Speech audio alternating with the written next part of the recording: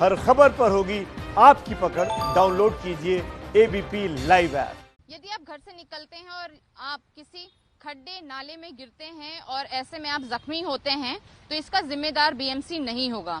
इस तरीके के पोस्टर्स बीएमसी द्वारा गोरेगांव इलाके में लगाए गए हैं और हम वहीं पर मौजूद हैं। साफ तौर पर ये सावधानी का जो पोस्टर है इसे पढ़ लीजिए और जब आप घर से बाहर निकलते हैं तो अपनी आंखों को खोलकर सड़क पर चलने की कोशिश कीजिएगा, क्योंकि अगर जो आपके साथ कोई अप्रिय घटना हो जाती है तो इसकी जवाबदेही बीएमसी की नहीं होगी।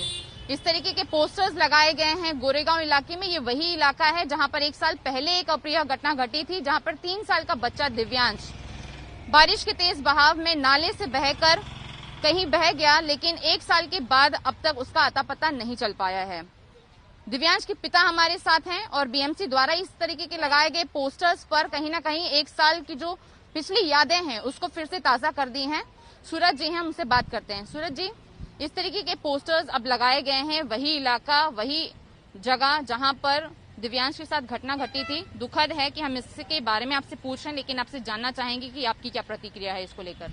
देखिए मैडम, अभी इन्होंने जो लगाया हुआ है, देखिए ये तो सरासर गलत है। इनको जिम्मेदारी लेनी चाहिए, जो चीजें हैं उस पर इनको करना चाहिए।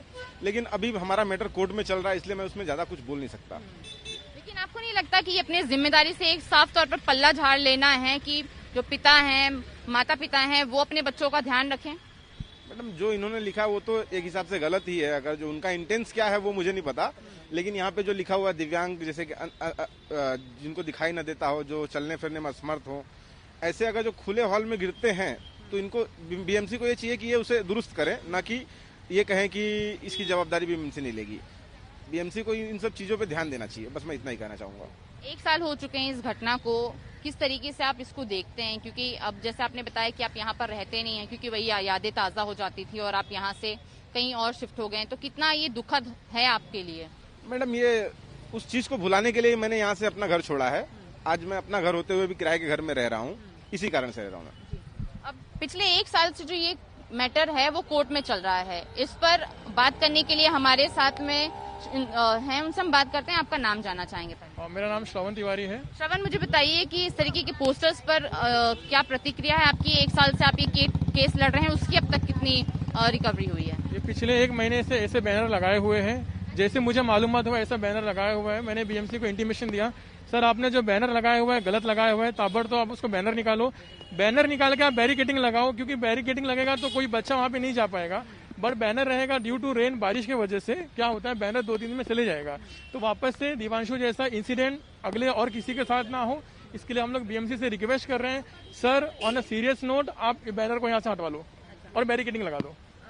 मुझे बताइए कि आपने वार्ड ऑफिसर जो हैं यहाँ के गोरेगांव इलाके जो के लगते हैं, उनसे बात की थी आपने? वार्ड ऑफिसर से मेरा जो बात हुआ, उनका ये कहना है कि लोगों को मिस इंटरप्रिटेशन हो गया है। ये बैनर हमने इसलिए लगाया हुआ है ताकि बारिश के टाइम पे जब ज्यादा बारिश होती है तो नाले का पानी और रोड का पानी कभी कभार एक हो जाता है, तो लोगों को मालूम पड़ना चाहिए यहाँ पे नाला है करके इसलिए लगाया हुआ है। बट नीचे का जो लास्ट लाइन लिखा हुआ है वो गलत लिखा हुआ है। अगर किसी कुछ इंसिडेंट हो जाता है तो उसके लिए बीएमसी दोषी नहीं है। और यहाँ पे जो रहने वाले लोग हैं उनमें कितना आक्रोश है? क्योंकि जो पोस्टर्स हैं एक ही जगह पे नहीं लगाए गए, इस पूरे गोरेगांव स्थित इलाके में लगाए गए। लास्ट ईयर जहाँ तक मुझे याद है पूरे लॉ एंड ऑर्डर की सिचुएशन हो गई थी, काफी गंभीर विषय था। बीएमसी को आगे कुछ भी ऐसा स्टेप लेने से पहले सोचना चाहिए, क्योंकि ये मैटर MHRC में है, महाराष्ट्र ह्यूमन राइट्स कमीशन में है, और वहाँ पे पिछले 6 महीने से बीएमसी एविडेंस प्रूफ नहीं कर पा रही कोर्ट के सामने। पुलिस हमसे एविडेंस मांग रही है कि हम पुलिस को एविडेंस दें कि गलती बीएमसी की थी। हमने जितने तौर से हमारे पास जितने भी एविडेंस थे ऑन दैट हियरिंग में हमने सारे प्रोड्यूस किए थे। अब पुलिस के साइड से, बीएमसी के साइड से एविडेंस आना बाकी है। मुझे बताइए कि 1 साल हो चुके हैं इस मुद्दे को, कितना कोशिश की गई है आप लोगों द्वारा कि आपके द्वारा कि इनके पिता को जो है न्याय दिलाया जा सके, और अब तक क्या कोर्ट के से आपको कोई राहत मिली है? कोर्ट ने फटकार लगाई है बीएमसी और पुलिस को। कोर्ट ने साफ अक्षरों में बीएमसी से ये कहा है, क्यों इतना आपको टाइम लग रहा है ये प्रूफ करने के लिए कि ये जगह की जवाबदारी बीएमसी की थी। एक दूसरा पॉइंट ये था कि जब हम म्युनिसिपल कमिश्नर प्रवीण परदेसी जी से मिलने गए थे, उन्होंने ये कहा कि गलती वार्ड ऑफिसर की थी, जो वो टाइम पे चंदा जाधव थी और उनके डिपार्टमेंट की। टोटल 17 ऑफिसर थे जिनकी मिस्टेक थी। उन्होंने कहा कि मेरे रिपोर्ट में, मतलब प्रवीण परदेसी जी की रिपोर्ट में वो नेगेटिव रिपोर्ट देंगे ताकि गलती ऑफिसर की थी। लेकिन जब पुलिस के पास रिपोर्ट आया तो उन्होंने सबको बाइज्जत बरी कर दिया। उन्होंने कहा कि बीएमसी के ऑफिसर की गलती कोई नहीं थी, ऐसा प्रवीण परदेसी जी ने किया है।